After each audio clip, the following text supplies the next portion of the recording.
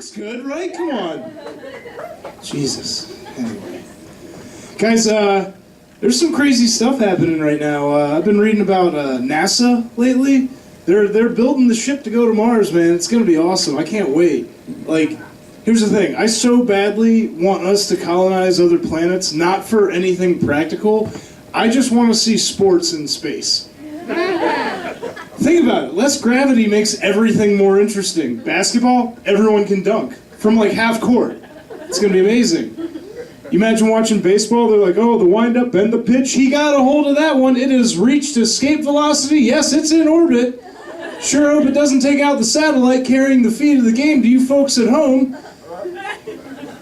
You know, foul ball goes wild or something, it breaks a window, 4 people die from rapid decompression. The stakes are going to be higher. It's going to be awesome. Can't wait, man. When I was a kid, I will confess, I did want to be a professional athlete when I was a kid. I wanted to be a professional soccer player. That's always been my game. I believed I could do it, too, up until I got to high school, where coach didn't play me, didn't like me. I rode the bench, 3 years, until my senior year, which was in the fall of 2002 in the state of Maryland. Same time, 2 crazy serial killers known as the DC Snipers were running around shooting people with an assault rifle. So basically, coach waited till the one point in our state's history where like nobody wanted to be standing in the middle of an open field. And then he was like, young, warm up, you're getting in the game. I'm like, getting loose. What position, coach? All of them. You're going to be the only one out there. He hands me a New Jersey. I'm like, are we sponsored by Target now? What's going on? This seems excessive. He could have just cut me, I don't know, man. High school's a confusing time, though, because if you've ever noticed, most of what they try to like drill into your head in high school is centered around what not to do, They say don't drink, don't do drugs, don't have sex, don't bully your classmates, don't do this, don't do that.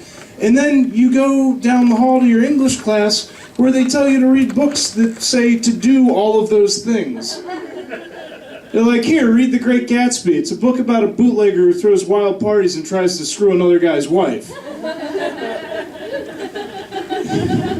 They say don't bully your classmates, and then they're like, here's The Scarlet Letter, a book about an entire village just slut-shaming one poor woman. It's terrible. I'll spoil it for you. It was the preacher who knocked her up, okay? It's messed up. God, it's like no wonder teenagers are so like angsty and confused. They're getting a lot of mixed messages, Oh, man. It always drives me nuts, too, when they say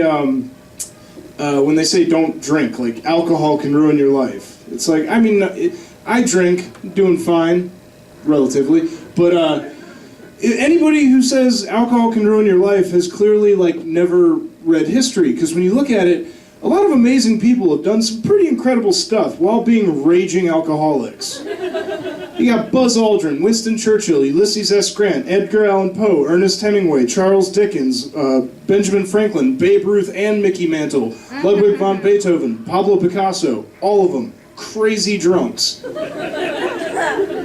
You know who didn't drink? Hitler. We don't have to have that conversation anymore.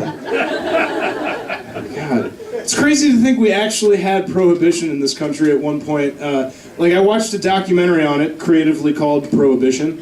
It should have just been called The Worst Decision Our Country's Ever Made. Actually, no, slavery is probably the worst decision we've ever made.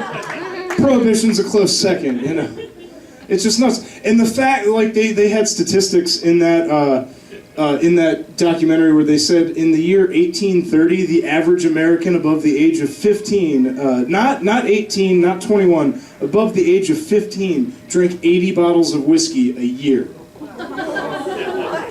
That's some crazy shit. And I don't like to romanticize the past when people are like, oh man, it was so cool back then. No, it wasn't, but I kind of wish I could have lived back then. My behavior would have been socially acceptable. I would have been like a town mayor. It would have been great.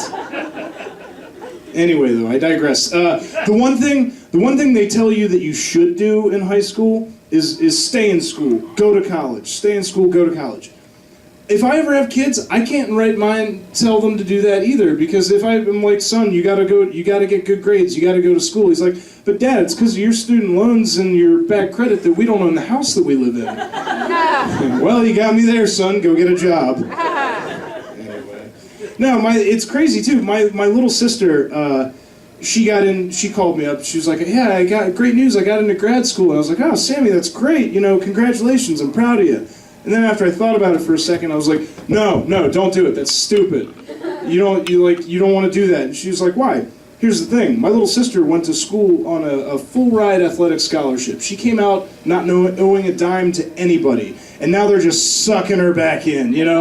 Colleges are basically like casinos. They just want to keep you playing till they have all your money. Pretty soon, you're going to see buildings on college campuses that have no clocks or windows. It's going to be hard to find the exits. I would have been fine with my debt if I had at least gotten free drinks while I was playing, Thank you guys. My name's Thomas Young.